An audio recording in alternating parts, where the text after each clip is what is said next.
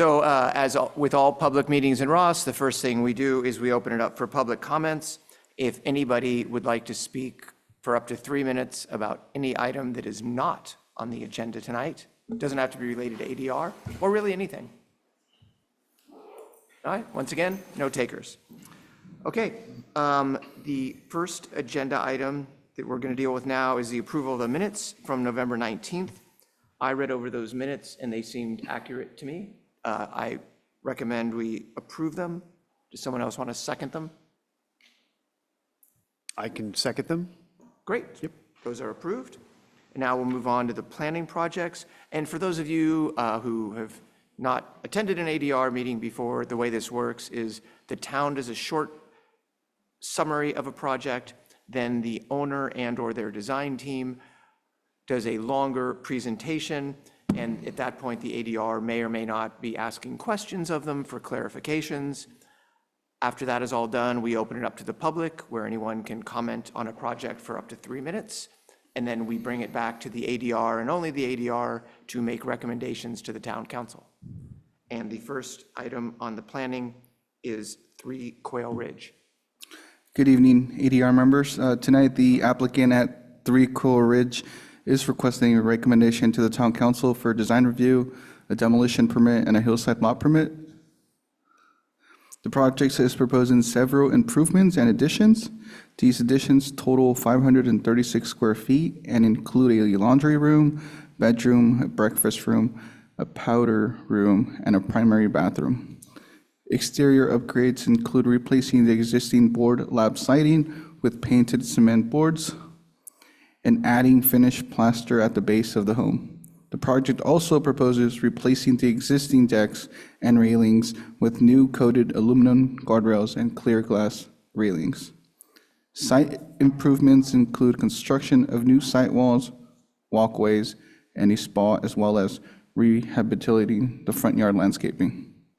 The driveway will also be enlarged as part of the project, with a portion to be pervious. Staff requests that the ADR group discuss the merits of the project and provide a formal recommendation to the town council. Thank you. Would the owners or their design team like to present?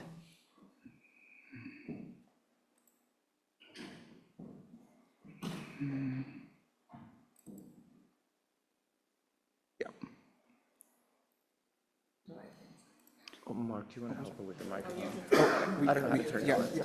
Okay, he's got it. Great. Great. Hi, I'm Jessica Fairchild, Fairchild Brahms Design. I'm the architect on this project. And we're excited to move forward with this. The house is, I don't know if everybody got a chance to go up and see it. It's on the very edge of Ross, actually in technically also Kent Woodlands, so we've already gone through the Kent Woodlands design review as well, because we get to do both. The project is mostly a redo of the exterior of the house. The existing house has T111 siding, the windows are in poor repair, and so really the idea is to stay with the sort of basic aesthetics of the house, but to bring it up to sort of a more contemporary feel. Can you go forward? The lot is a very long lot that extends down into Ross. Quail Ridge is on the bottom of this, right down here. House is close to the road. It goes steeply down towards Lagunitas, actually, is way down here. And this is actually a forest preserve in the back portion of the site. Next one. On this, you can sort of, this is the existing site plan. The little green is sort of where we're adding on. We're adding about 536 square feet. Both of these portions are 2 stories. We're matching the existing roof height on this area here. This is right off the primary bedroom. In this area, we are just bringing this piece up. The existing roof sort of steps down. This is the high, middle, and low portion. And so we're matching the high portion here on this area here. Next.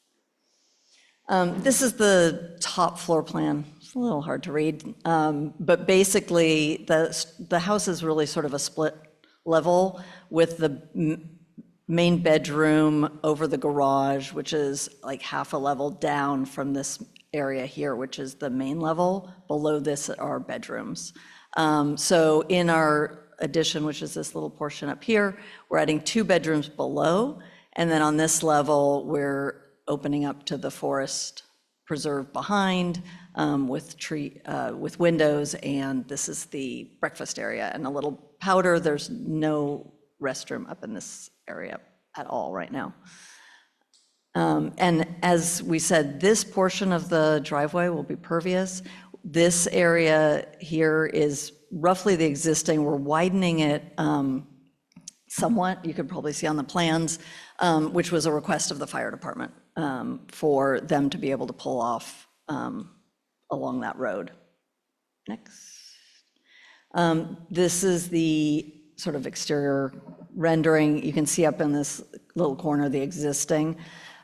Basically, there's existing decks in the front here. We're actually reducing the amount of deck that's existing in the setback and taking some of that deck and reorienting it towards the back of the site.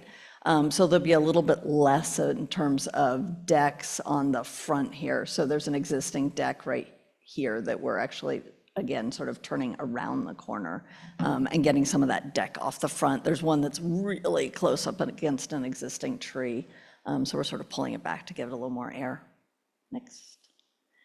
That's actually the same one that you showed also, which is on the bottom is the existing. The red is where we're taking off, like I said, decking. We're removing, there's some, on the overhangs, there's some extensions that are actually exposed beams that are in poor condition.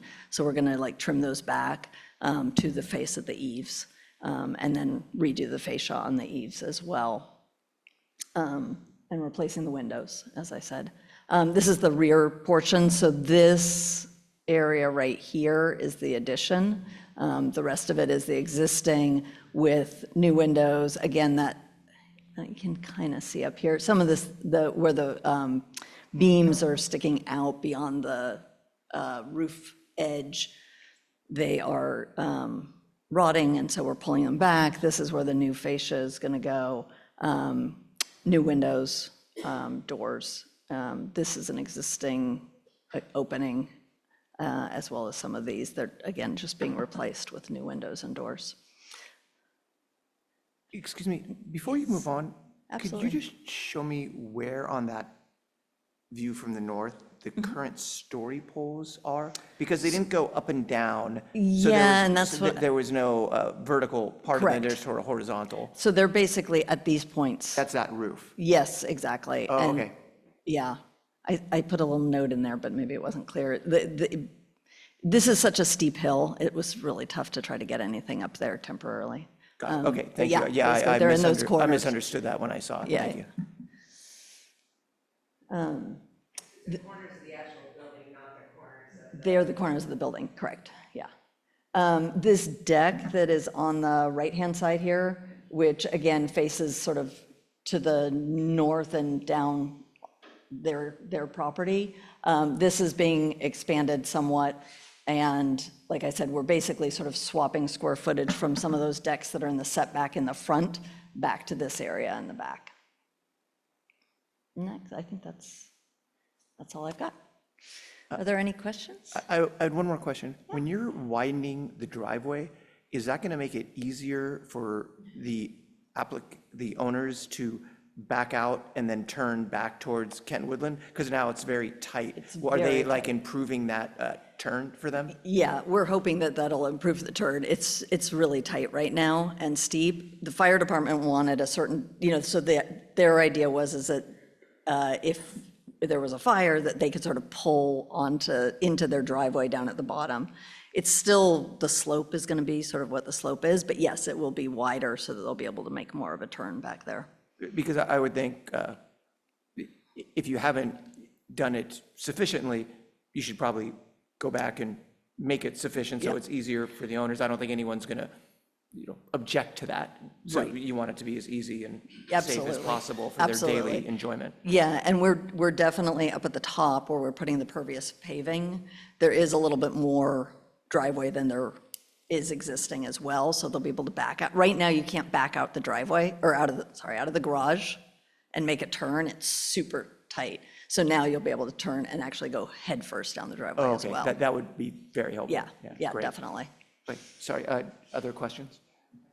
So are the colors in the rendering true to the application? What you're saying Oh, sorry. I always forget to do that. Are the colors in the rendering that you're showing, are those true to what you are applying with, and you're saying you're going to paint the house? They're very close. Okay. It's a rendering. In the package, there should have been color, Yeah. there should have been a whole color package. Okay. But yes, they are Okay. close. Yeah. Great, thanks. Could you tell us more about the hot tub? the spa? Sure. Is that part of this Yeah. package? Yeah, so the hot tub is basically going at the end of that deck that we're on the back side of the house, on the north side. The deck is being expanded out a little bit, and then we're gonna have a hot tub right at the edge of that condition.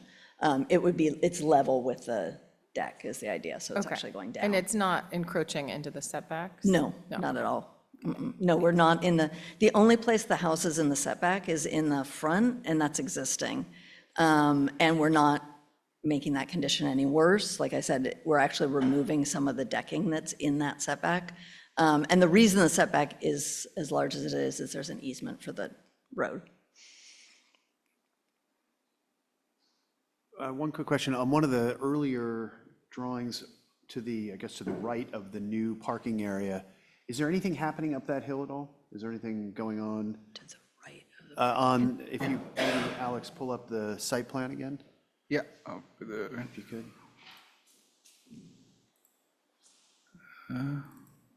I think To the east of the parking area.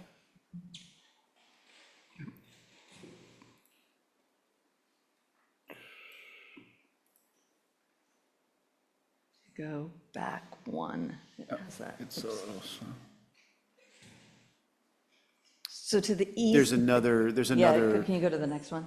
yeah, I see Basically- off to the right. Right, that's- so what we're doing there, there's no fencing on the site right now at all.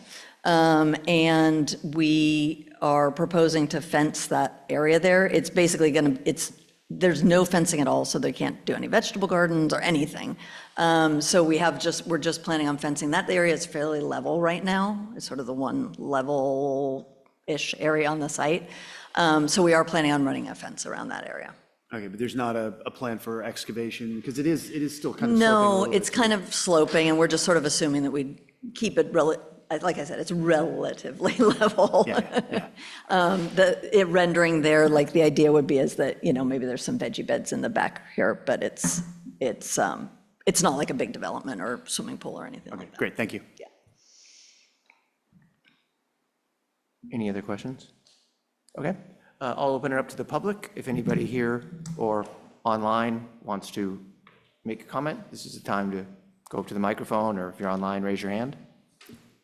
There's no one online. Okay, wow. Who would like to go first to make a recommendation? Joey? I think it's really beautifully designed, and I think it's beautifully designed, and I support it as is. Mark? Yeah, I would concur with Joey. No, I don't have any issues with this proposal at all.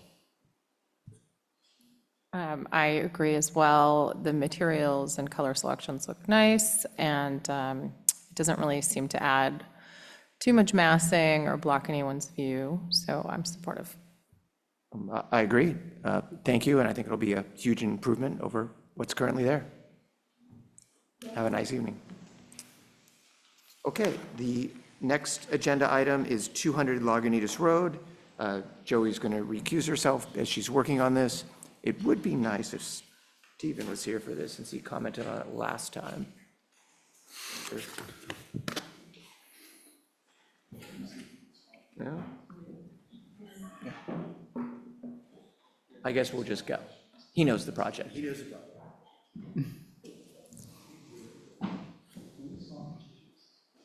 want to swap till the next spot? Oh, is that okay? Can we do that?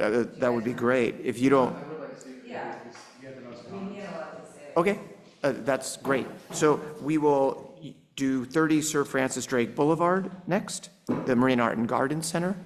Oh, would someone from the Marine Art and Garden Center, well, first the town, and then Marine Art and Garden Center can present.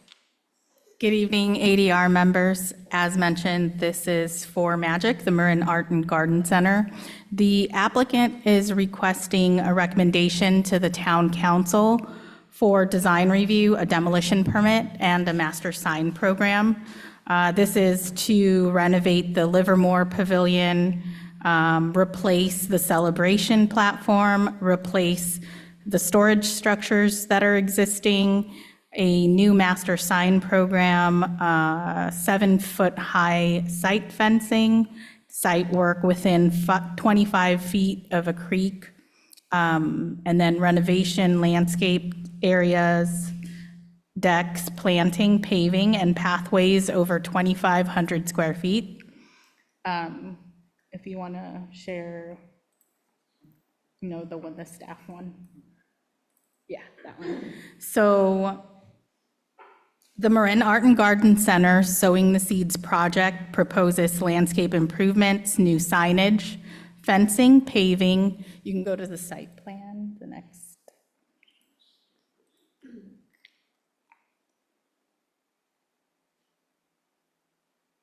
So new signage, fencing, paving, planting, improvements to the Livermore Pavilion, which includes at an addition of 27 square feet, new windows, roofing, fascia, a steel corner post, a new exterior stair, railing, new landing, replacement decking, and guardrail. And then there's also an existing 275 square foot storage structure that would be demolished and relocated. And then it would be 375 square feet and located at the rear of the Livermore Pavilion. And then it would be screened with redwood screen walls and a trellis. Go to the next slide. That's for the Livermore Pavilion. And then the next slide is the celebration stage. That would be a platform stage, and it'll be reduced by 31 square feet and then rebuilt with a prefabricated aluminum shade structure, wood platform, siding, and steps. And then 3,000 square feet of the driveway and parking lot will incorporate pervious pavement. And then they're also including a new master sign program. This shows some of the locations of the signage as well as what the permanent monument sign would look like. Overall, the impervious surfaces would be decreased by 16,862 square feet. Jessica Fairchild, the architect, is also here on behalf of Magic to provide a presentation, and staff requests that the ADR group discuss the merits of the project and provide a formal recommendation to the town council. Thank you.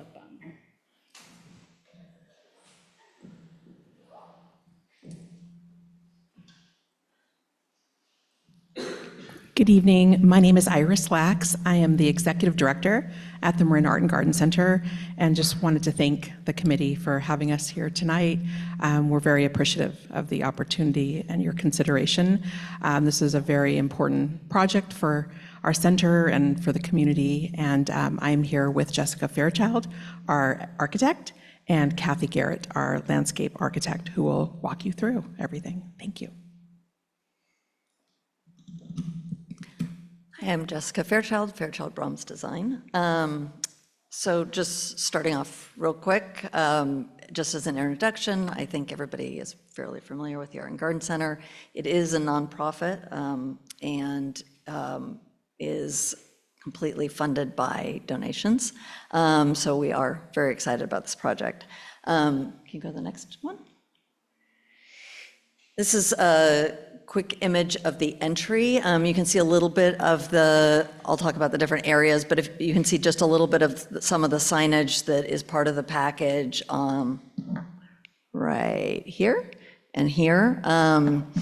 And again, that was a separate part of the package that you guys received. That all of this is inside the site, and there is just the one monument on the front. Can you go to the next one? So this project basically has 3 areas. There's the entry, there is access up to the barn, and then there's the celebration area. And just briefly, just to touch on what's in each area. In the entry, we are proposing sort of reinvigorating, I guess you would say. There was originally an alley of trees coming in the entry. We're going to redo that. And really the goal is to create a welcoming entry that feels like you're coming into the site. And so we have sort of a drop-off area in here. There's a little plaza area. In this area also is included the relocation of the rose garden, which I'll sort of explain why in a minute, but basically the rose garden is being relocated to what is the sort of current paved area in front of the existing restrooms. And so then past that area, you'd come in and then the loop that is existing, really the idea is that is sort of how you organize, we're organizing the site, and that you come in and then this existing loop is sort of, you go off of that to each of the different points, but to really highlight this as an entry. This area up above here, which is right above the existing fountain pond, there's some stairs that run up the hill to the barn right now. They're very unstable, the handrails aren't great. What we are proposing for this area is to rebuild those stairs, reorient them slightly so that as you go up the stairs, they go face a little bit more towards the barn, so that when you're coming up the stairs, you kind of know where you're going, as opposed to right now, it like heads you right up into the hillside. We are also looking at better access between the disabled parking that's up there and Pixie Park and the barn, as well as a fire department turnaround right in front of the barn. There's room right now, but it's not very clear. So sort of clearing that up and making that clearer marking. The third area is the celebration area, which is probably where the major amount of work is. The celebration area includes the Livermore Pavilion, the Northgate building. These are 2 of the oldest buildings on the site. And then the celebration, it's currently the celebration stage. We're calling it the celebration platform because we are lowering it. I'll talk a little bit more about this in a minute. But basically, one of the ways to make this more accessible is to come from the loop and then sort of come in at an angle, which is through where the existing rose garden is, which is part of the reason the rose garden will be relocated. It's also really sunny here. It's bigger, it's a bigger area, and it'll allow for better classes in that rose garden. I'm going to turn it over to Kathy so she can talk a little bit about some of the fencing, landscape. So you can go to the next one. Thanks, Jessica. Hi, I'm Kathy Garrett with PGA Design Landscape Architects. Delighted to be here.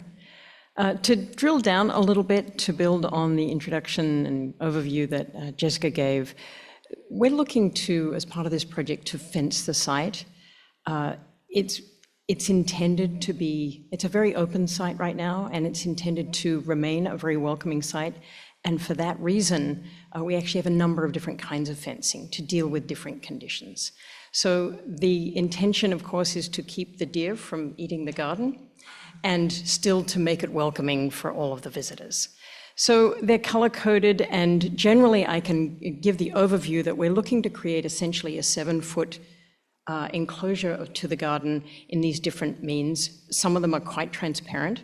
For instance, there's an art fence, it's called the Marin Art and Garden Center. And so the blue line indicates a serpentine art fence, which is made of vertical like fins of steel so that you can see through them when you're lined up with the fins, and when you're seeing the broad side of the fins, it's more exclusionary for the view. And so what that does is it creates this sense of sort of dynamism you can see in as you move around towards the entry and the relocation or the return of the entry to the historic alignment. So that's the blue fence. You can, of course, visualize the connection with the serpentine wall, the brick wall that's there now that everybody knows well. That wall is staying. It's not 7 feet, so that's in large part why we're looking to enclose the site with a 7-foot enclosure. Some parts of the enclosure are actually buildings, so of course they're a good deal taller, but it has the same effect. The other kind of fencing you can see in red is a 7-foot Good Neighbor wood fence, which is got a double-sided, so it looks great from both sides, and it provides a little bit more privacy. It's a little bit less visible to go through. I'll show you some images of them in just a moment. And then the green line, the brighter green, is a wire fence, also 7 feet, that allows for clear sight lines, but it's really just exclusionary to deer, and that tends to be up in the slopes and a bit more in the sort of back side of the site. You can see some other colors there. Orange is existing wood fence. There's a dark green that's also an existing wire fence. But essentially it's the art fence, the wood fence, and the wire, which are the 3 newer elements. If you go to the next slide, you can see those fences in the middle row of photographs. The art fence on the left 2 images, the wire fence you can almost not see in the third one from the left, and then additional fencing, wood fencing on the right there. While we're on this slide, I'll touch on a couple of the landscape character elements. I think as you experience the Marin Art and Garden Center, you're of course overwhelmed with the beauty of the garden and the plantings. I think if you look down, you're perhaps a little bit underwhelmed. There's a ubiquitous use of asphalt, not in terribly good condition. So what we're looking to do is to use the materials not only to improve accessibility and wayfinding, for using different kinds of materials to tell you different things. For instance, you're at a special place when you find the stone paving, for instance, and that's both at the entry plaza and also at the celebration area. And so we've got colored concrete. We are doing some areas in asphalt as well as permeable asphalt in the parking area, as was identified at the staff report, and the stone paving in the special places and stabilized decomposed granite. There's also new wood decking. It's a replacement for the existing wood decking at the Livermore Pavilion. Excuse me. The other thing I just wanted to touch on is the lighting. If you've been to an event at the Ross Valley Players and walked through the site, you know it can be pretty dark. And also, as Jessica mentioned, the stairs going up to the barn, we're replacing those and making them much more regular. They're somewhat irregular right now. So they will be concrete treads and rises with landings between with decomposed granite. We're also going to have bollard lights throughout the site where there is wayfinding that is needed, from the parking area through the site to the major elements and major amenities and on up to the barn. So to the next slide, please.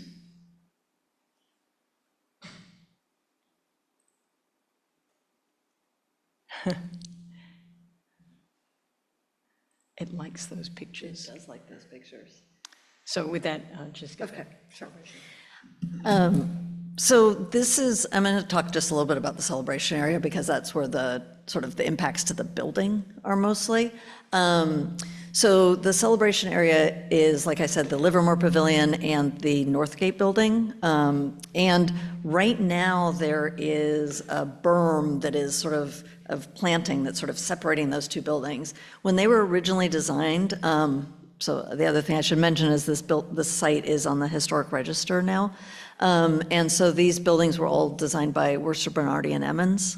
And so when these 2 buildings were designed, they were not designed, or they were not installed together, they were sequential. But there was an open space between them. And it was really, there's some wonderful old photographs of the fair that used to, the county fair used to be at the Art and Garden Center. And So people there with exhibits and stuff, it's great. But anyway, so one of the ideas here is to sort of bring back that feeling of space between the two buildings. They make almost a courtyard, open angled courtyard. And so that's what this rendering is sort of representing, is the idea, as Kathy said, like this is a special place.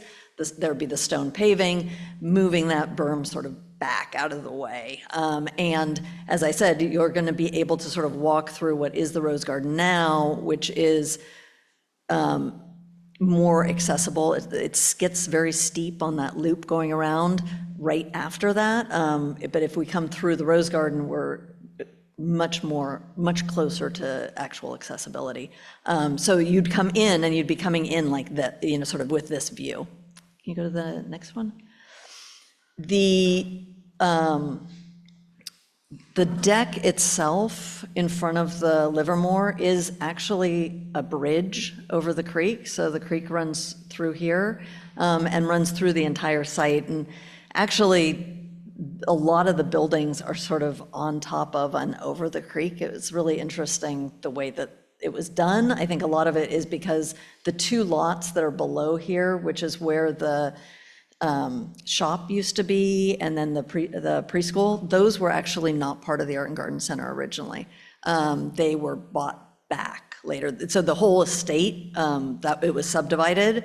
The Art and Garden Center took most of it, except for those two lots actually were subdivided. So those came back later. So this was actually the back of the site. So all of the buildings are really inward facing across that creek.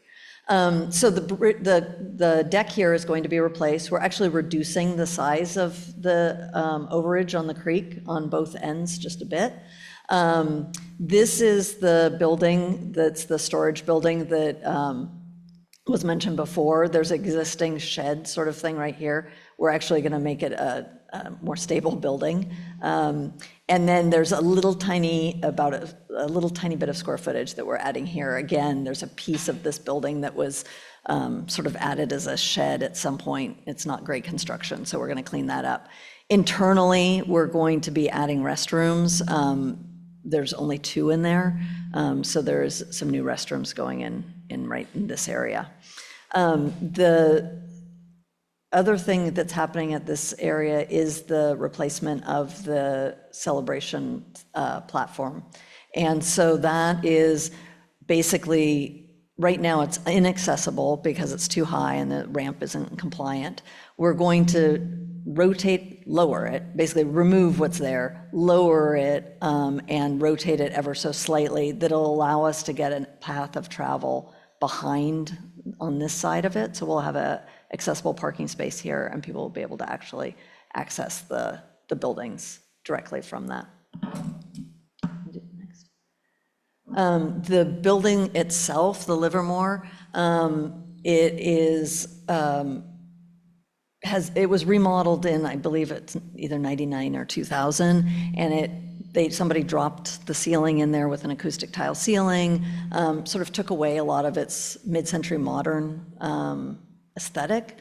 So the goal is to sort of bring that back. It's not a full restoration because a lot of it's already gone, but we are going to remove the awning that is existing over there, over the deck. These storefront windows are not really in keeping with the aesthetics of the building. They're 4-inch standard aluminum storefronts. So we will be removing that. This is that shed building that's going. Can you go to the next one, please? So the idea is to sort of, again, bring back that feeling of mid-century modern and expose the structure in the ceiling, put in some large bifold doors, and the storage that's going to be back in this area would have a screen in front of it. Yeah, if you can go to the next one. And this is just a rendering view of that. And then back to the front. I think the one thing that I just want to mention that I don't think we said is there will be a gate or a sliding gate that goes from that art fence that Kathy was talking about so that if at night we decide, we want to close the site once it's dark, we can actually slide that closed. But the idea is that it's not a visible fence in terms of the daytime, so that when it's open, it feels very open and welcoming the same way it does now. I think that's all we have. Yes, thank you. Thank you. It's obviously a huge and very well thought out project. And just to remind sort of the audience members and anyone at home that might be looking, although the Marin Art and Garden Center is in the town and used and appreciated by many of the town residents, it is its own nonprofit. And so really we're just treating it as we would a homeowner applicant, where they've designed in a very thoughtful way the usage of these buildings, and they're very concerned about the visitor experience. But that's really not what we're doing, because just like when someone remodels their house, we don't tell them, well, you should walk this way to the tennis court or to the back side of your lot. That's just how they do paths on their house. So we're just going to comment on the design, especially any questions that people have, and anything on the exterior of the site where everybody sees it driving by, such as signage or the fencing that you referenced. And before we open it up to the public, I want to see if there are any questions, because I'm sure some of the ADR members have questions or comments on certain aspects of the project, or maybe not. I just had a quick one. I don't know if the signage material is noted here. On the graphics, are they metal or something? The intention is for it to be metal. I don't know if it is meant. I don't know if she did put it in there, but yeah, the idea is it's metal. Yeah, I don't have any questions right now. The signage at the street at Sir Francis Drake, is that font going to be larger than what's there now? You mean the one that's our temporary sort of Yeah, replacement? 'cause it's I just think it pretty is larger. small. Yes, it's very small. Okay, because even this design, it looks like a little. I would have to check with the signage folks, but I believe it is larger. Alex, could you go back to the street view of the signage? It was one of the first slides. Or if you go into my slides, I have the whole package at the end, if you just keep going.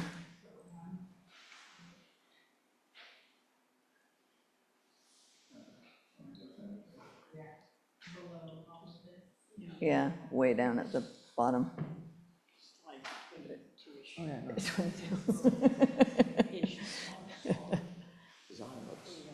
Yeah, just kind of keep going. It's at the end of the backstash.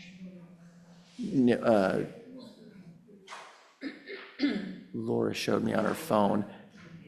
There you go. Yeah. There's this one, So and I guess then actually, if you go my- to the next one, if you go to the next one, you can see the street view. Or the one So after, actually, yeah, go there, that's Yep. fine. Or actually, if you could zoom in on the one on the left-hand side there, I think there was just a full page one of those, where you could just see the 8-foot tall. Is it really 8? How tall is that brick fence? It's about 5'4", but it varies a little bit with topography. It looks dead flat, but it's not quite. So I have a question about that.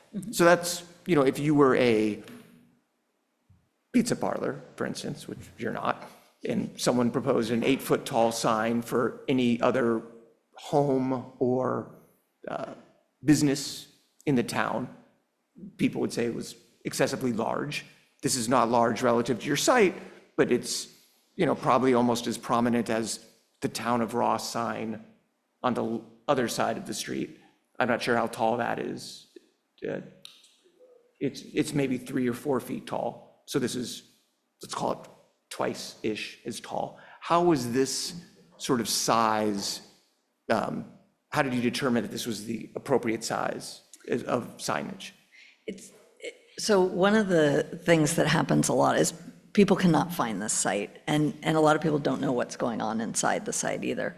And so when the signage folks, so this is Studio Scott as the signage designers, and so when they looked at the site, they looked at that temporary sign, or it's the old sign, which is huge, actually. and doesn't show obviously in this image, it's up in the trees up here. So we didn't want it to be quite as large as what that is, which is actually even larger than this. And then the idea was to have the text be clear enough to read, but most of the sign, and to get it up a little bit similar to the way that the other one is, where it's like up, so if you're driving, because most people are driving along Sir Francis Drake. And then the text is in contrast, and so most of it is actually the background color, but it's really about driving and the idea that that's about the right height for when you're driving to see it. So that's how they ended up with it, so. I'm sorry to still be focused on the sign. Is it lit? No, Okay. Okay. I don't think, is our sign lit right now? There's temporary lighting. I would think at night you'd want some little light. Yeah. on it so people can see it. Especially this time of year. Are there other questions or comments, or sorry, questions about the project? I have a question. With the rose garden moving to the front center area, it wasn't really clear to me, is that impacting the playground at the preschool? Is that making that smaller? No, it's completely on, actually, wait, sorry, can you go back to that one that you just were? It's the one right after this, yeah. Oops, where's my little, there it is. This is the existing, well, this part's not existing, but this part of the fence is the preschool existing fence. So no, it's basically in the area that's that concrete existing. Got it. Okay. And then, is that building being demoed still? No. No, it's still there. And then the waste shed that's by the fence at the parking lot? We're not addressing that in this scheme anymore. Oh, okay. Okay. All right. Well, I know we're not supposed to provide feedback on the entry, but I will just say it because I know that other people have said it. I understand that all the way to the south entry was the historical access for the road to the house, and so that's why you guys want that to be the entrance to the site. It just definitely makes it a lot harder to get to anywhere on the site that you're going, with it being at one end of the parking lot instead of at the middle of the parking lot. But I don't know, that wasn't a question. Sorry. Can I just address that, though? Because one of the things that we are doing is reworking this parking lot. I mean, I didn't really get into the details of this, but we are reworking the parking lot. Right now, there's a very large berm of trees sort of right in this area. We're redoing the parking lot so that the parking is coming a little closer to this entry. You can see better in this plan. So this is the drop-off right here. So you'd come in, there'd be a drop-off here. There's all this parking, like where that berm is. We've straightened out, there's some floating parking spots right now, if you're familiar with the site, kind of in the middle of the parking lot. So we're trying to make it safer for everybody by making the accessible parking spaces here. There's some more parking here. And then there's going to be a walkway that goes along the top of the parking lot that will actually be with a curb, like actually above a curb with some planting between, so that people aren't sort of walking through the parking lot in that same way that they do now. So really, the parking is stretching down that direction, if that makes sense. And it won't have that barrier of that tree planting in the way. I'm curious about the rose garden. It feels like now it's kind of in jail. Yes. Will it be freed Do you from wanna talk about fencing because you're now fencing the rest of the property? Exactly. Okay. We absolutely, the imprisonment of the rose garden is not a good look, and actually the paths within it, because it's a very confined space, are really too narrow, and it's too steep. So we think this is a great solution because it brings the rose garden forward. It really celebrates it in a terrific way in a place that's very accessible from the parking area. It's a wonderfully sunny spot, and really, I think, brings it forward. It is, if you look at the fencing plan, it does have a secondary fence. It's also 7 feet high. Of all of the plants in the garden that are most vulnerable, the roses are the most. So they're precious. And so we have a sort of multi-tiered alignment of fencing. So the rose garden is going to be right here. And in fact, you can see that there is the blue line joins the green line, joins an existing fence or building. It actually has a second line of defense within. So even if a deer were to get into the body of the garden, it would have a second line of defense as well. I was So kind of wondering if you have the whole site open all day long, right? Deer are going to get in. So it's an insurance policy. Yeah. It also allows for, because it's flatter in this location, there's an easier spot for workshops and classes to be held in the garden. It's a little bit more roomy. It's easier for a wheelchair to circulate amongst the beds and still have good access all around them. And so we're actually thrilled to bits with that location. I think it's I know there's been a lot of interest in it, and in the course of recent months, we've had 11 community meetings, of which one of them was with the Rose Garden Group. And so, there's been a lot of dialogue, and we've really listened. And I think that that's a great solution.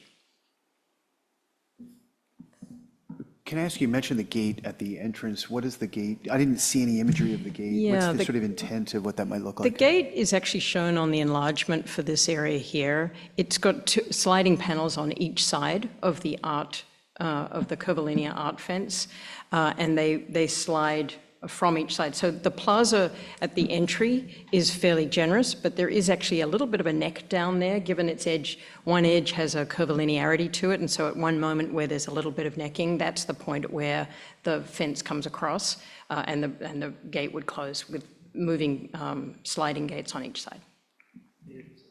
Made of the same material as, okay. Made of either the same material or a lighter version of it, so that we retain a bit more transparency. Yeah. Thank you.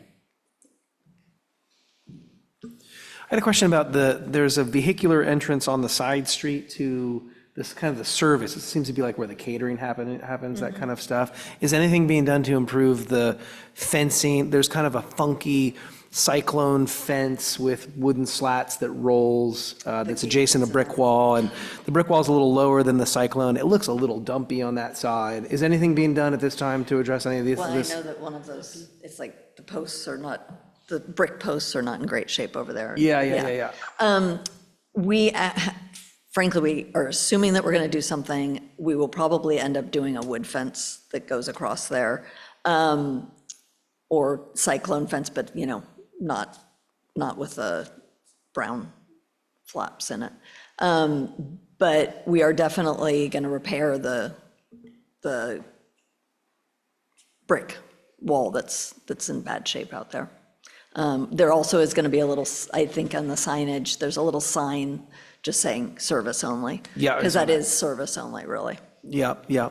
It's just, it feels like the delivery zone garbage when you drive along Laurel Grove there. And it would be nice if it were a little bit sweeter, a little more presentation worthy as the front is. Yeah. Any other questions? Okay, I'll open it up to members of the audience who are here or at home who would like to speak. Okay, I'll then bring it back to us for recommendations to the town council. I personally think it's a very nice project. Like I said before, I think it's very well thought out. My only problem with it is the signage, which seems maybe excessive when I think of driving on Sir Francis Drake from Highway 101 to the hub, which is about 4 miles. And I could be wrong on this, but I'm trying to think.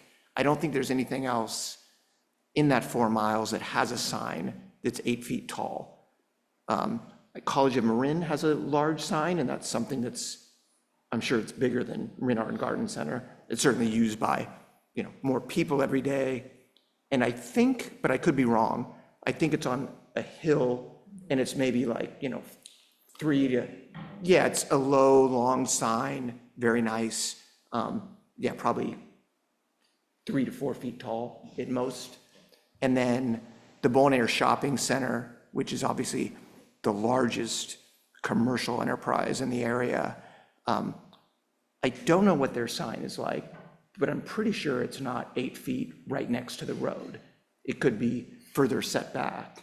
And then if we go more towards San Anselmo, there's the town of San Anselmo, the town of Ross, both have smaller signs. So it seems like it's excessive. I agree with Laura that I think the font should be much bigger and it would be much easier to find. I think it's true on just looking at it, you really see that logo, but if someone is actually looking for the Marin Art and Garden Center, they probably don't know the logo, but they can read. So I would make the font much larger and maybe take away the logo and put the logo on other things, or have it be more of a horizontal, something that does not go higher than the current brick fence there. And I think you would have a very nice, like the College of Marin sign, everybody that goes by knows it's the College of Marin there. You see it every time. It stands out very nicely, but it's not right next to the road and it's not that tall. So I think it's just overpowering where it is, especially with the white logo. That would be my only criticism of the entire project. Who would like to go next? I think the project looks great, and I can support it as proposed. I think the sign is in keeping with the scale of the intersection and kind of what's going on. I think it looks proportional to me. So I don't know. I'd submit a contrary opinion about the sign, Mark. So I'd like to hear what other people have to say. But I think it looks good in the rendering. I think the design is nice, and it's not busy. It might be hard to find the address there at the bottom, but I think it's pleasing. I could go for the scale, but I'd like to hear what other people have to say. Yeah, I think I fully supported the project. I think it's done a really wonderful job rehabilitating some of those pavilions that is desperately needed. No issue with the fencing. I like the variety of fencing. Actually, I think it's a really good move. I love the art fence, the sort of throwback to the curvilinear brick wall. I would say on the signage location, I would recommend lighting it from below, in a somewhat subtle way, because I think it will get lost in the dark. I really don't have as much of an issue with the size either. I wouldn't mind seeing, maybe you guys take a look, something that is more horizontal, as a proposal, just maybe an option. I think the challenge I have with it on the main sign is the color. I think it gets lost within the greenery a little bit, and the font is a little small. So I think there could be another pass taken at that sign at the main entrance. I think that's about it. Yeah, it's a wonderful project. I'm excited to have it be done in the town.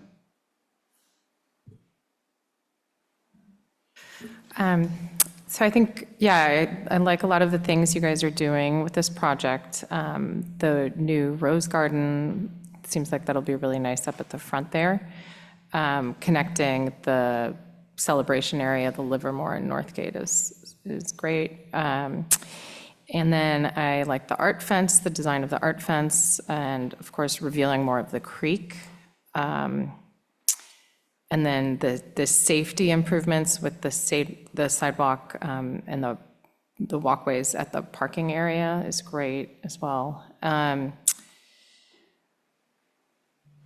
think for the signage, it could be worth exploring that more, and either having a light shining up, an uplight on it, or something inside of it to light it up so you can see it at 5 p.m. in the winter. And then 2 other little signage things. There's a typo on one of your signs, the Wonder sign. And also the interior map, I don't know if that would be lit if people, showed up at 5 and had to get somewhere. I also noticed it starts sloping upward at 24 inches.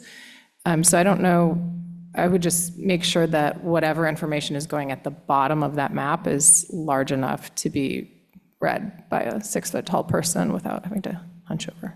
Yeah. No, I think it's a great project. I also think it's a great project. I love the architectural intervention with the Livermore Room. I think that's so great that you're bringing it back to what it was.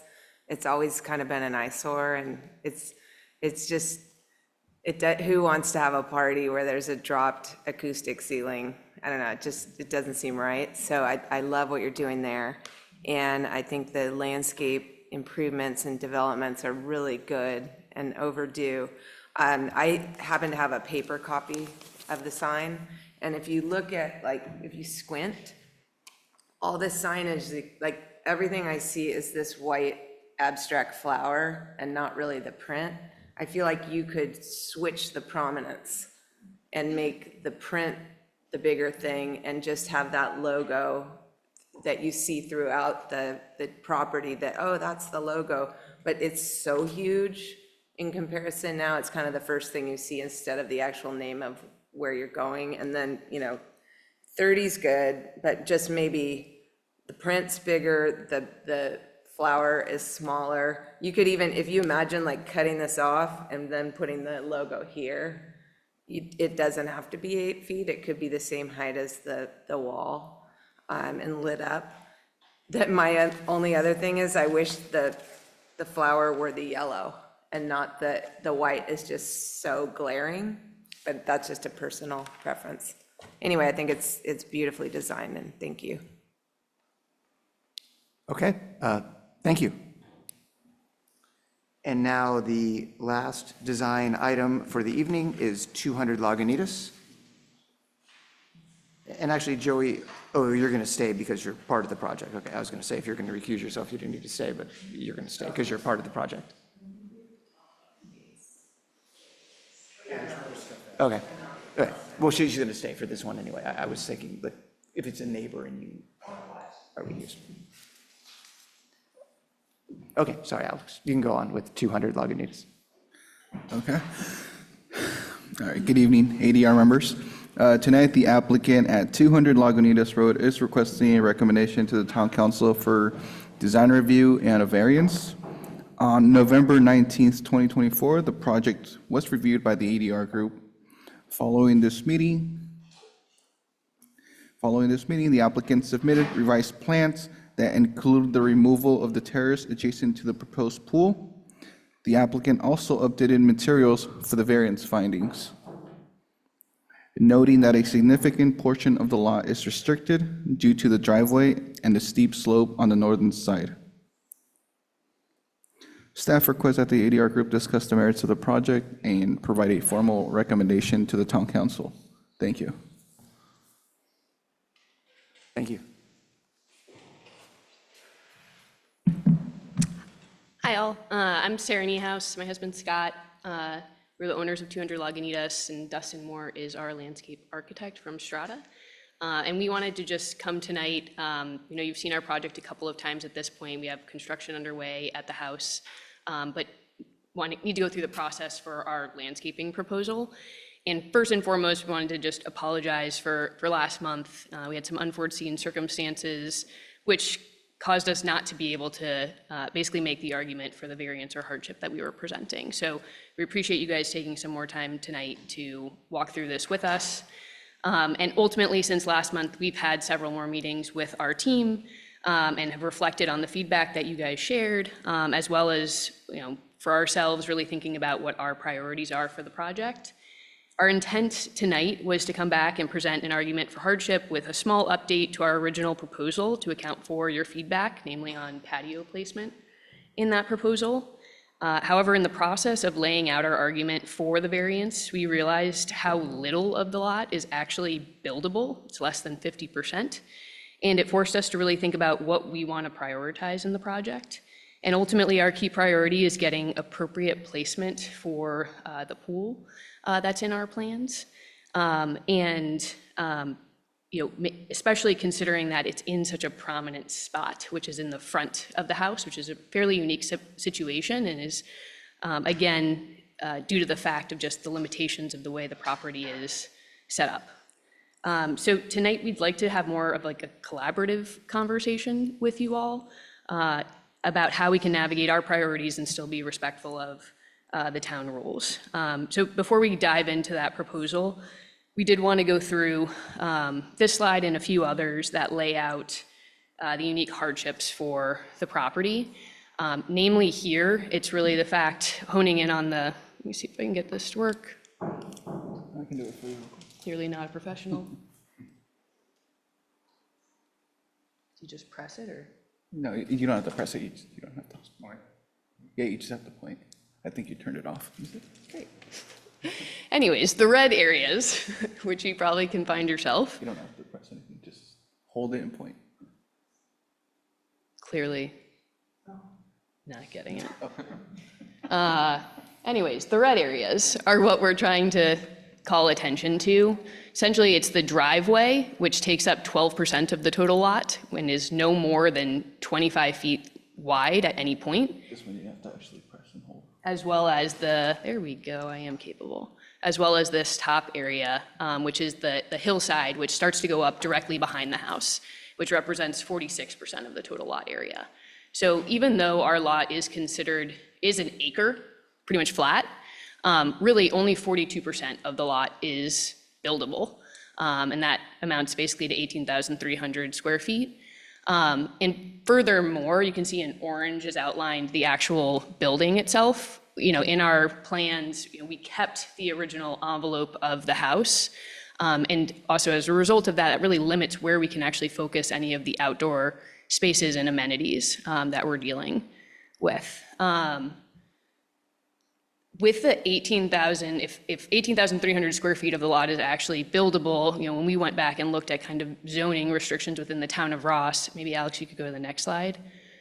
That doesn't really give us an acre to work with, which then amounts to 25-foot setbacks on the side in front of the house. That would more so align with the R1 B15 in bold there, which is between 15,000 and 20,000 square feet, which would be an 18-foot setback, being the key difference on the side yard. You can see around us, our property being in the middle there. Apparently my hands are very shaky, but our property right there, we're surrounded by either zoned acre lots, or on the other side of that, the red is the R1B10 lots, several of which in there are well beyond the 10,000 to 15,000 foot range regardless, but get to enjoy a 15-foot setback. So with all of that in mind, and Alex, could you go one more forward? Our proposal and what we wanted to bring to you tonight, which we know is a little bit different, but we really want to prioritize, optimizing that pool placement, especially given its prominence in the front yard. We've eliminated the dining patio and outdoor kitchen patios, which were kind of in this area here, and then on the back side of the house. Can I interrupt for a second? I'm sorry. Just, this is great. Thank you. This is perfect. Exactly what we need. So this is not in our deck. Is that right? This slide, is this new tonight? You're bringing These were this? new, yes. You're bringing that, So we have that's what I not was saying, reviewed we this. wanted to be a little more collaborative, because as we were really Great. digging into it. we Excellent, wanted perfect, to- perfect. If you could just then point out really slowly then these changes, because I see them and I'm like, oh yeah, whoa, the patio is much bigger, much smaller. So Yeah. let's not rush through So that the- because it's important. Yeah. The patio, the dining patio was originally here. Or if you're going to do that, Yeah. that's okay. Dustin could do it too. Probably has a steadier hand than I do as well. I didn't mean to interrupt you, but I just want to, I think that's important. The differences are what's important. This drawing is about 6 hours old. So, but like Sarah was saying, so we had the outdoor terrace or outdoor kitchen terrace, which was a point of discussion last meeting. We also had an outdoor dining terrace that was going into the setback, which was a point. And we just realized that, if we're going to argue that this site is as constricted as it is, which it is, we have so much space it's not developable. If we had the better setback, we can push the pool, it's about 6 feet further away from the main building, so we have a little bit more open space. As I spoke last week, or last month, we're really worried about the feeling of having the pool and all of these outdoor spaces in the front setback. That's why we were trying to hide some of them around the side so we don't see them. But if we have that 18-foot setback, it really opens this up and makes this feel more appropriate for a front yard. And that is the push and pull of if we gave up those two terraces, no variance for it, but if we were given some leniency to have the smaller setback.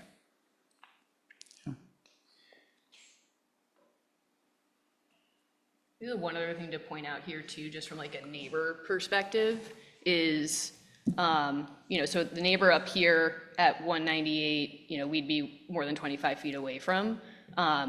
Our neighbors at 2 Glenwood, right, like their main house and property is over here. They have their pool house here and then pool next to it. This isn't their main living space. They'd be enjoying the same things that we would be enjoying there, and they're supportive.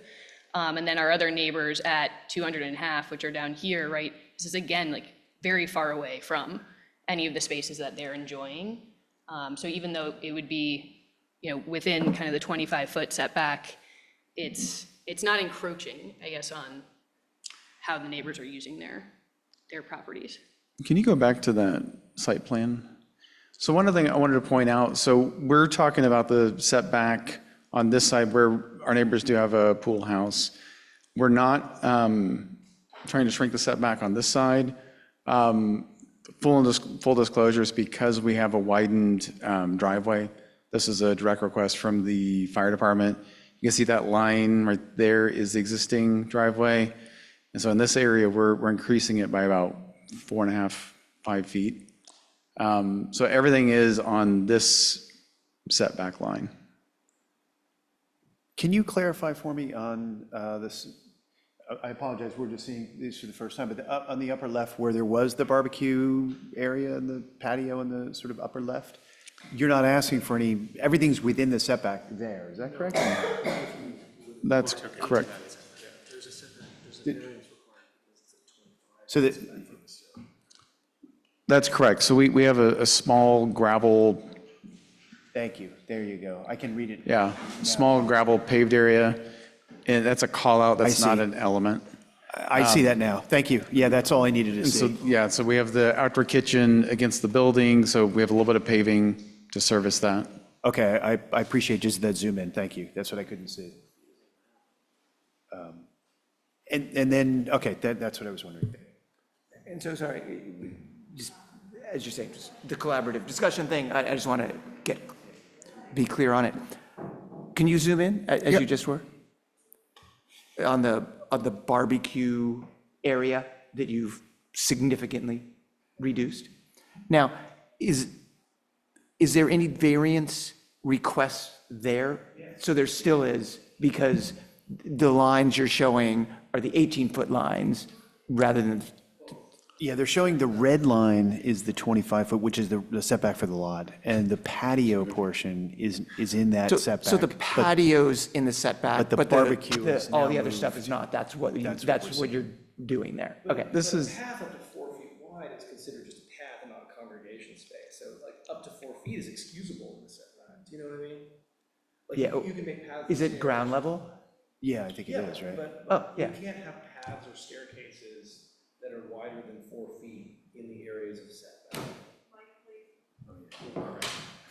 Okay, okay, got it. So I just wanted to understand. Okay, so, but then you wouldn't really need a variance there because it's a path by the barbecue.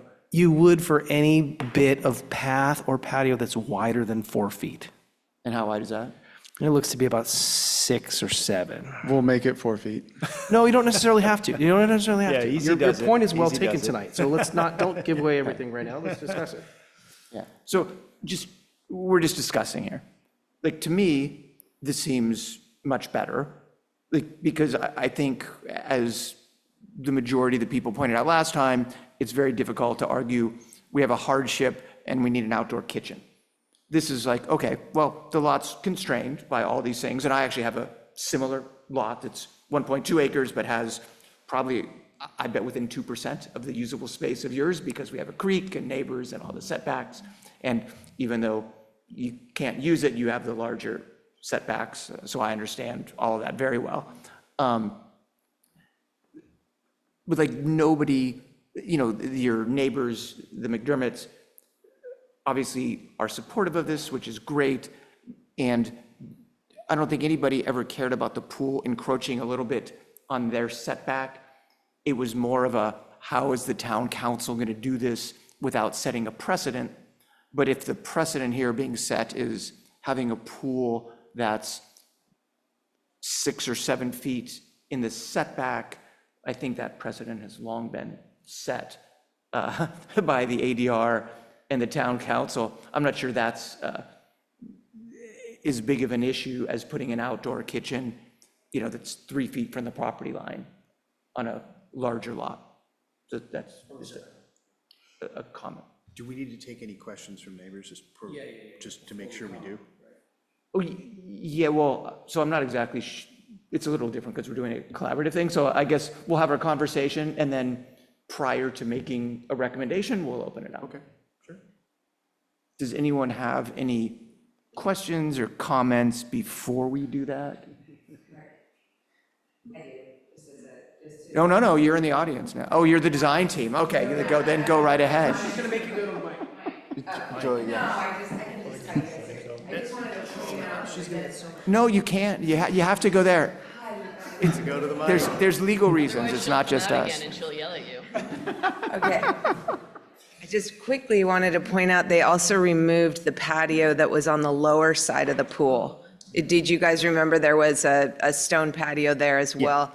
Now it's surrounded with permeable turf, basically. So that was another giveaway. That's the only thing I want to say. Yeah.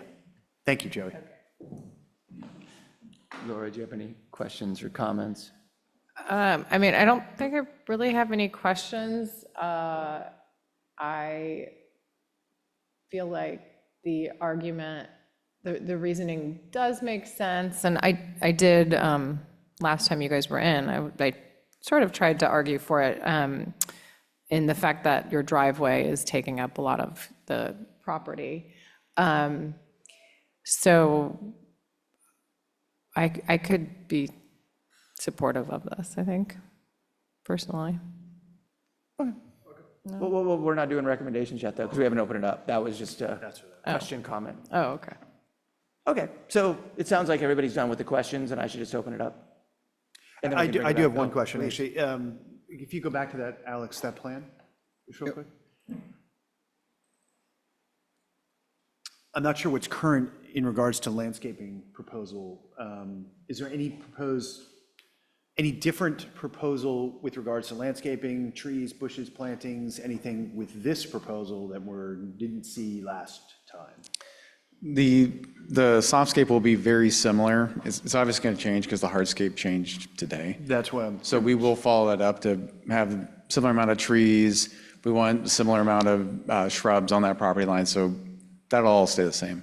Okay, so in regards to fencing, I apologize, I can't recall where would be your current fence line with respect to the pool and that front area as you're driving by that. What are your thoughts on that? So the current fence line is right here. It's right on the property line. So we'll be removing that section and then pushing it towards the property line. Right now, it's a good neighbor fence, so cedar, both sides. We are going to have to meet with the fire department to talk about this corner because where they've asked us to widen it, we're touching the property line, so it's gonna be hard to fit in a fence and give them what they want. But this is all going to be new, good neighbor fencing. And anything around the pool specifically, or the lot itself is taking care of that code? So code compliance, the perimeter fence and vehicular gates are taking care of it. We are going to add a secondary safety fence that's temporary until their kid's a little bit older. Okay. And then one last question. We talked a little bit about the front entrance gates. I don't know if that's, again, sort of before us.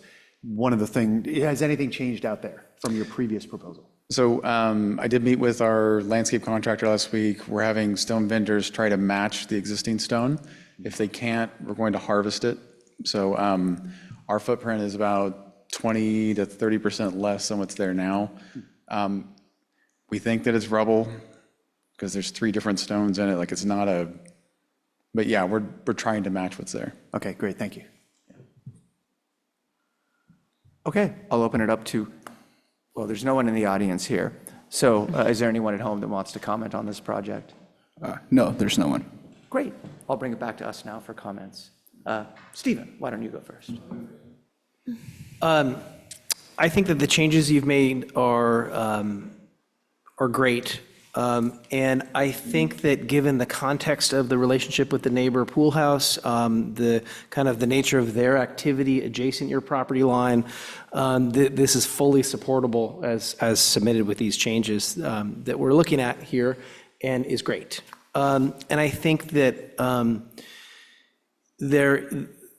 I don't think that we can apply the setbacks in another zone. I think it's a really helpful study to understand contextually kind of how much of this lot is usable, et cetera. But so I think that we have to make a recommendation to the council about why a small variance request is acceptable here. And I think it's acceptable because of kind of the amount of usable space here and the nature of the activity closely adjacent and the location of their home relative to the things that you're talking about. And I don't have any suggestions for revision. I think this is great. I would even add, since the 18-foot setback is kind of just something made up for this study, if you kept the barbecue against the building, I mean, you might as well make that patio a little bit bigger so you can actually use it. I don't know. I would disagree. I think that no, I do, because I think that it doesn't need to conform to 4 feet or anything, but I think it's a nice size, generous thing where you can barbecue with other people that are helping you, or kind of having a little bit of a kind of a cooking moment.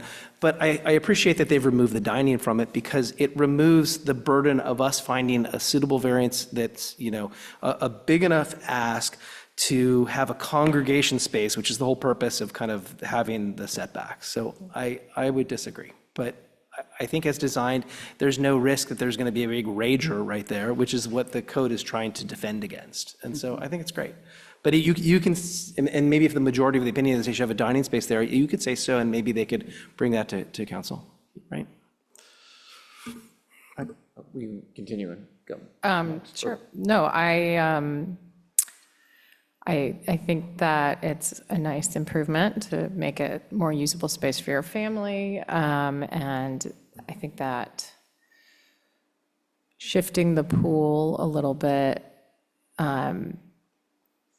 really should not make a difference in the impact on the neighbors. And that seems like a good compromise with moving the barbecue in. So I'm supportive. Yeah, I concur with my colleagues. I think the one I would probably, in lieu of arguing the usable square footage, I think what's kind of going against you here is some of the geometry of the lot. I think that's actually the piece that's in conjunction with the hillside. It's not that it's unbuildable, but the reality of having a pool in this location, as Stephen mentioned, with respect to the neighbors, this is kind of the backyard. So it's the appropriate spot for it. I don't think the small encroachment in the front makes any difference. And I think geometrically speaking, because of that driveway, that's what you're left with. Unless you want to do a round pool or something strange, that's sort of what you're left with. I think actually what, I wouldn't be against you looking at the location of that pool with respect to that driveway. I think you mentioned it was like 4, you're moving the driveway out based on the fire department needs.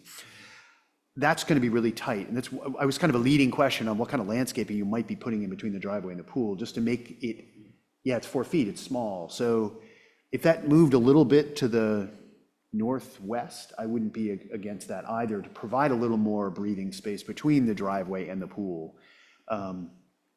But I can fully support that based on some of the comments of my colleagues in the same way. I appreciate you taking the patio out of the side yard. I concur with Stephen. I wouldn't make it any larger. I would make that sort of the cooking space. You have other areas for congregation and dining that are readily right adjacent. So yeah, I can support it sort of, I guess not as submitted as presented. And I would also support it as presented. I think the geometry is the big factor of the lot, similar to mine. And yeah, I think it's fine. I think it's better without the congregation space in the setback. So, thank you. Thank you, guys. Have a nice night. Okay, now we'll bring it back for the information, discussion, and new agenda items. First one being 2025 meeting dates. I will be gone the week of the 21st of January, which is our next scheduled meeting. Okay. So we should just make sure we have enough people or try to switch it.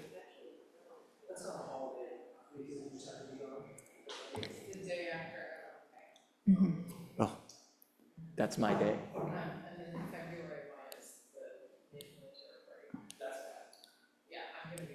Could we slide both of them up 1 week?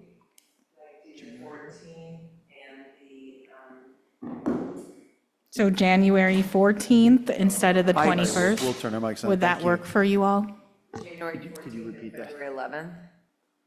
Because Yes. isn't it on the 18th as it's showing now in February? Which is- Yes. That's kind of. Will everyone else be here the 21st, January 21st? I'll be here, I yeah. will. I will too. Yeah. I think we could keep that one, Okay. Yeah, I'm here. just in case it screws up any time of things you're reviewing now or anything, Yeah, that's a fair point.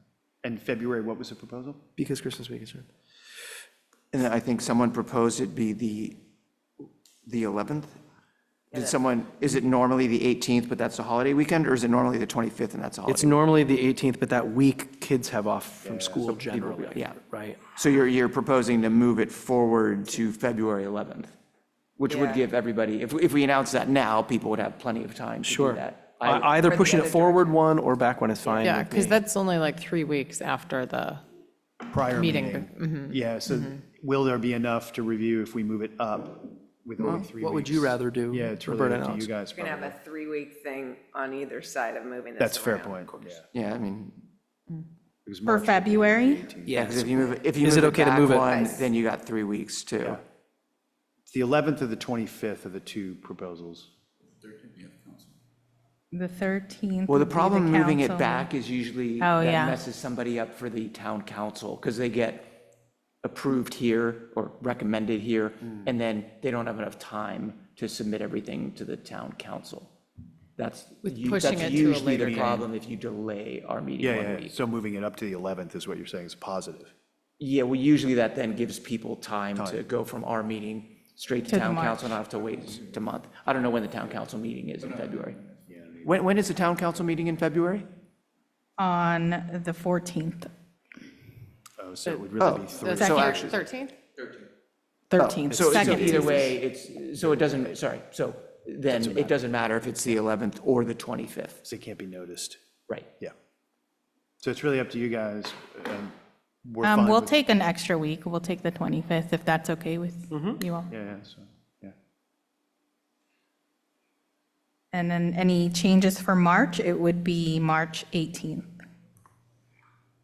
Oh, sorry, I'm just putting that on the 25th. St. Patrick's the day before. It's not a holiday. It's my wedding anniversary, but It's a drinking holiday. The 18th? I'm actually gone that day too, Oh, okay. but, you know, I'm around, or is everyone else around? I'm around. I'm here, yeah. With the wedding anniversary. Yeah, I mean, I'm here on the 18th. So do we have enough people? March 18th. Yeah, that's 4 of us, that's fine. Yeah, Okay, so we'll keep I it think we on can March stick with that one. 18th. Yeah. April, it would be April 15th. I'm here. It wouldn't be the 22nd as the second to last? We have 5. The 3rd. Oh, it's always the Third 3rd? Tuesday. Oh, okay, there you go. Yeah, that's fine. Wait, April? April 15th. April 15th, tax day. Okay. And then May, the holiday's on the 26th, but yours would be the 20th, May 20th. I'm not here. Sorry, just one step back. For April 15th, it is right after the spring break. I mean, people should be back, but just I think that's okay. Right, the spring break is the 6th, through the 12th, or whatever. yeah. Okay, sorry. May proposal's the 20th? Yeah, It's fine. I'll be gone, but it sounds like everyone else is here. I'll be here. I'll be here. And then the next one's June. Who knows what's going on in the summer? maybe Why we don't we just- just, We wait for. let's wait for that. I know the Okay. summer always gets, Yeah. I think we did a similar thing this year and ended up keeping just the third Tuesday for the rest of the year. Okay. So that looks good.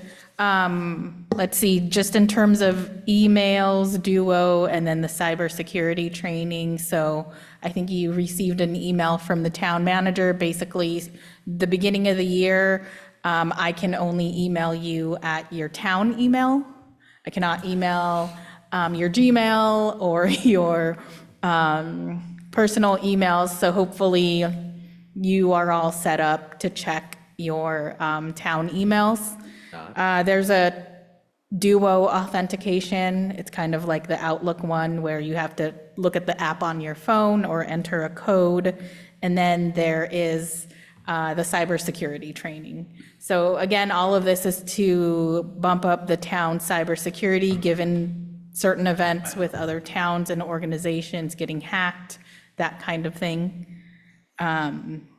What else do we have? Oh, and then maybe Alex, you can bring up our resolution. So in the last meeting, there was a question about the variances and sort of the process. So one thing that I did find on the resolution is that we're, as staff, supposed to bring forward a vote to the council. So in the last meeting, we were able to say that by a vote of 4 yeses, 0 noes, and 1 absent, because Joey was absent at that meeting, the ADR recommended the project. So we'll just continue to do that. I think for us, maybe if you just say the way that you have, that you supported, or, you know, a way for us to basically say that it was a thumbs up, that would clarify. There are going to probably be times where not all 5 of you might agree, and someone might say, no, I don't support the project, or, you know, but as long as there's a simple majority, which is 3 out of 5, or, you know, it can still go forward to the town council. In terms of the variances, so based on the resolution, any of the entitlements, so design review, a demo permit, nonconformity, exceptions, hillside lot variance, is required to go to ADR. However, you know, you're not making the findings, but it really certainly helps us the same way you just did tonight with pointing out the geometry, pointing out the location, some of the ways that we could make those findings certainly helps us as staff. So I don't see there being an issue with the way that you've been doing that, but as always, the focus would be on the design review and that criteria that's in the design review section of the Ross Code. I think that was all I wanted to clarify. I don't know if maybe there were some follow-up questions or something that you'd like me to bring to the council. So just wanted to open up for discussion. What's sort of interesting, I think, I don't know the last time I read this, but our actual job is to make formal recommendations to the planning manager Yeah. and town council. We just always think of it as, or I always just say to the town council. Oh, no, it's always to the staff. I think to staff was with the original statement, right? And then the staff carries that forward in however you choose to present to the town council, right? So it says, we contextual advisor to. This is the existing, it's existing, okay. Yeah, so this is the resolution, and then, Alex, if you scroll down, it'll have that section, and then it goes over what you need to have for, See the updated these. you know, that you meet once a month, But I don't know that, Stephen, this answers your question about the variance. and then keep Does scrolling it? down. And then there, oh wait, That's what we wanted to discuss. there it says under the quorum that you need a simple majority for voting. And then in the end, I think is where it says,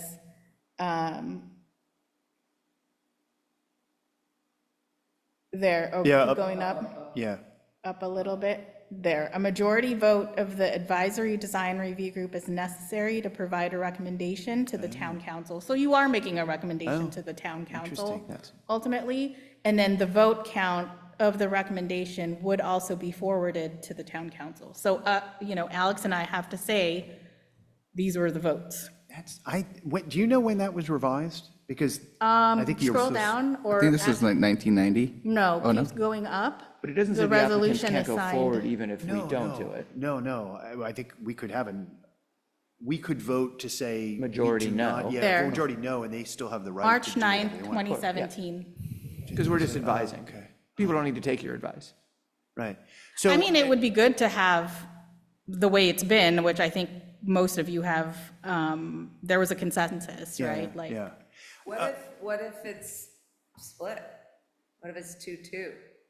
I think when it's, if there's 4 of you and there's only 2-2, the applicant can still move forward if they want to, but the council would know that it was a split vote, and they can send it back. Yeah, if everyone says, no, we don't recommend this move forward, they still have the right to bring it to council, right?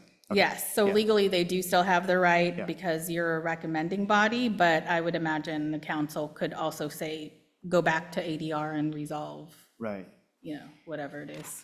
In relationship to the variances and the applicable codes that we're kind of looking through, I think that was your question. I think what we used to struggle with was we were trying to be more agnostic and not worry so much about the variances. Well, that's not where we're making opinions. And I think, where we've graduated to is where Stephen's kind of going. I think we need to be thinking about those things. Do you remember the days maybe that we were trying to say, well, we're not telling you whether you're going to get a variance or not get a variance, we're just here about design. And I think the constraints that they're dealing with are part and parcel of why the design is what it is. So we have to take those into consideration, right? I think the council is asking us to review the merit of the design relative to Those the. constraints. Yeah, I mean, I think we can turn to Roberta and Alex and ask, does this conform to the code? Ask code clarifying questions. Yeah. But where there's some subjective review in the code, I think they're looking for us to make a recommendation relative to that. Yeah, I tend to And agree also to with that. provide them with findings to grant a variance. They're asking us. Yeah. To quantify and qualify those findings. Are they asking, that's actually the question, are you looking for that from us? Should we be always thinking in those terms to help you provide findings?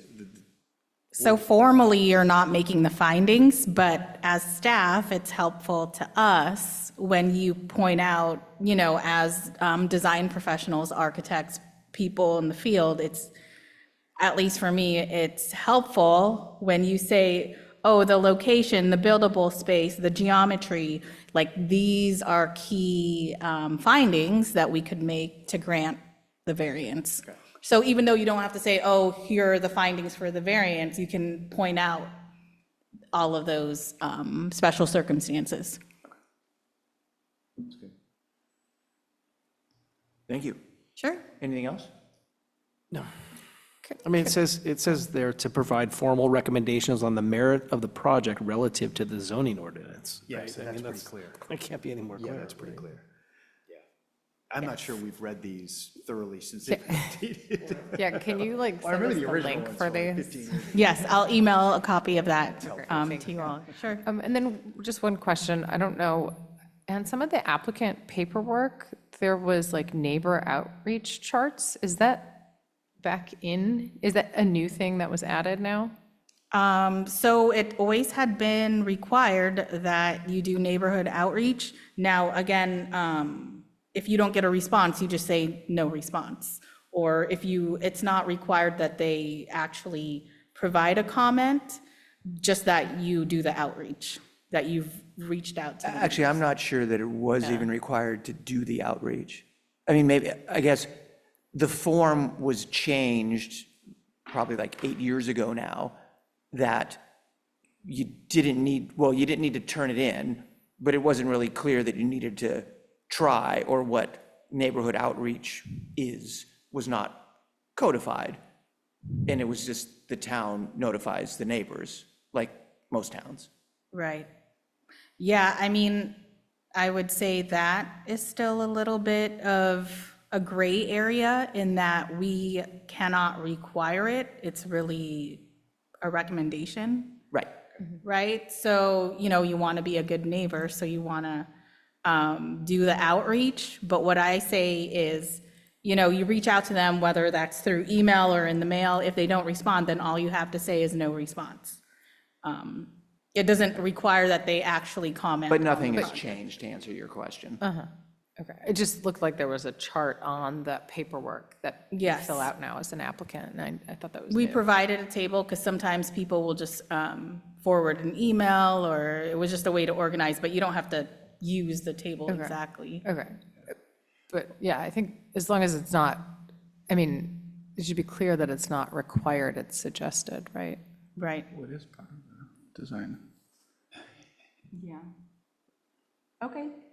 So one other item I think that I'd like to start seeing more of, if we can have that, sort of you guys can convey this, is somehow documenting those adjacent neighbor buildings.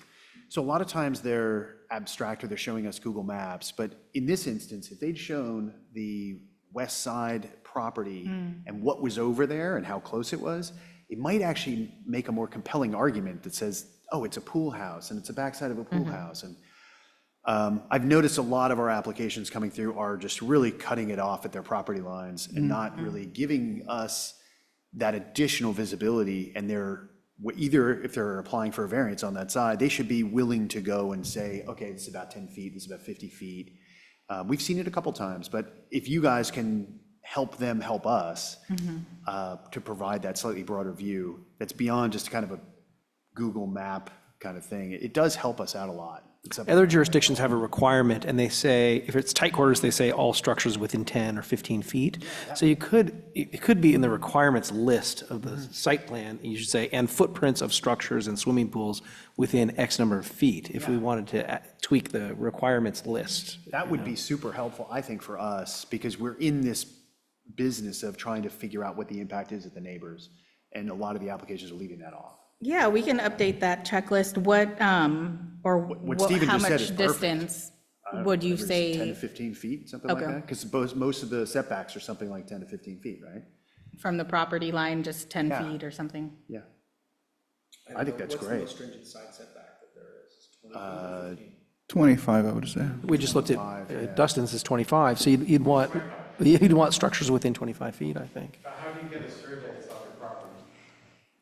Approximate position. Yeah, it's I mean, approximate. they do Maybe it- that's the case, it's approximate. I just made a note to ask a surveyor to go from now on.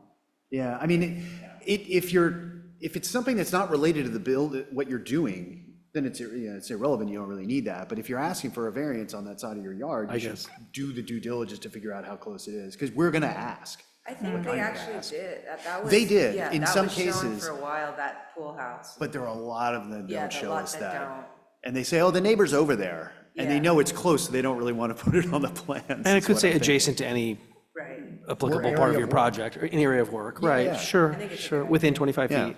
'Cause it could work for them or against them, depending on what's Well, that's why I there. think But in many cases they're leaving it off, because it works against them, because it's within their setback. We have a lot of homes within setbacks, and your adjacent neighbor could have something that's 2 feet, 3 feet away.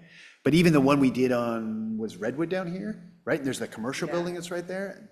In many cases, they didn't even show where that commercial building was. Like, come on, it's right there. A It's like lot 2 of feet times away. they'll show it and say, look, these guys are in their setbacks. That's also true, yeah. They're 3 Yeah. feet from the property line. Why can't I be that way? Right, You're like, why do I have to be 15 feet off? right. And I don't know if this is out of school, and it's a little bit of a burning question as to how you left the 200 Lagunitas, and I didn't know if I could ask it or when I could ask it.